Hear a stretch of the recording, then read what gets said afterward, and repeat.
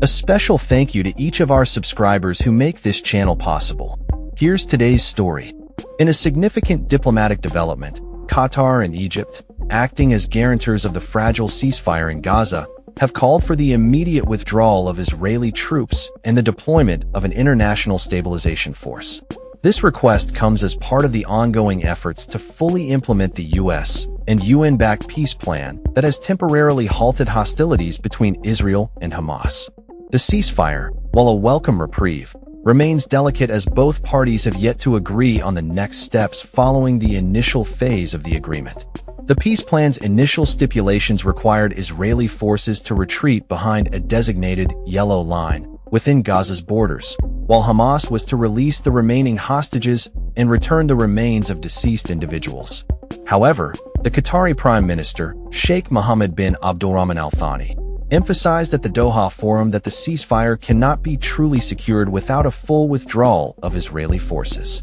Now we are at the critical moment. A ceasefire cannot be completed unless there is a full withdrawal of the Israeli forces and stability back in Gaza, he stated. Despite the agreement, accusations of ceasefire violations have been rampant, with both Israel and Hamas blaming each other for breaches. As discussions advance towards the second phase of the peace plan, key issues remain unresolved, particularly concerning the disarmament of Hamas. Under the 20-point plan initially proposed by former U.S. President Donald Trump, Hamas is expected to disarm, allowing members who relinquish their weapons to leave Gaza. However, Hamas has consistently rejected the idea of disarmament unless the Israeli occupation ends. Hamas's chief negotiator, Khalil al-Hayya, reiterated this stance, stating, "Our weapons are linked to the existence of the occupation and the aggression. If the occupation ends, these weapons will be placed under the authority of the state." This statement highlights the complexities surrounding the disarmament issue and the broader implications for peace in the region. The UN-endorsed plan from November outlines that Israel will withdraw its troops. Gaza will be governed by a transitional body called the Board of Peace, and an international stabilization force will be deployed to maintain order. Egyptian Foreign Minister Badr Abdelhadi stressed the urgency of deploying this force, citing ongoing violations of the ceasefire by Israel. He stated, "We need to deploy this force as soon as possible on the ground because one party, which is Israel, is every day violating the ceasefire." The meeting between Abdelhadi and Sheikh Mohammed at the Doha Forum underscored the importance of continued efforts to implement the peace agreement. However, there is hesitance among Arab and Muslim nations to participate in the proposed international force, which could potentially engage Palestinian militants. The command structure and contributing countries for the stabilization force remain key topics of discussion.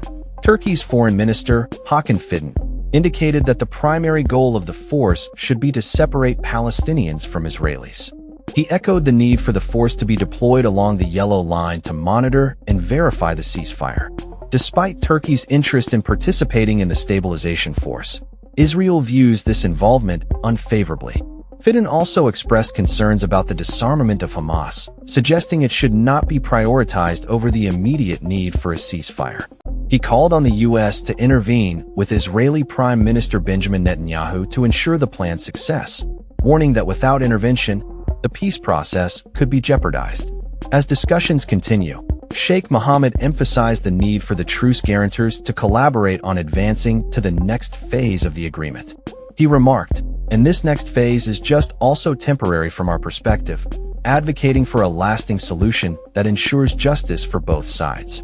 The ceasefire plan also calls for the reopening of Gaza's Rafah crossing with Egypt to facilitate aid delivery.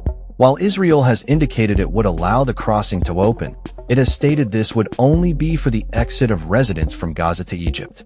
Egypt has refuted this claim, insisting that the crossing must be opened for both aid and residents.